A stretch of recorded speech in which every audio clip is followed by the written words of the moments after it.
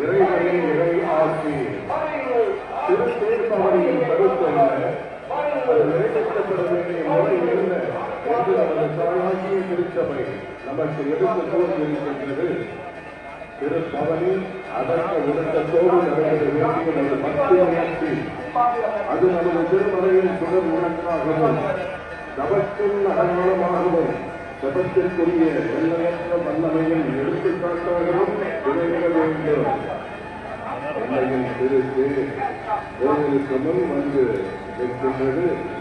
எல்லாரும் பக்தியோடு அமைதியாக இருப்போமாகும்.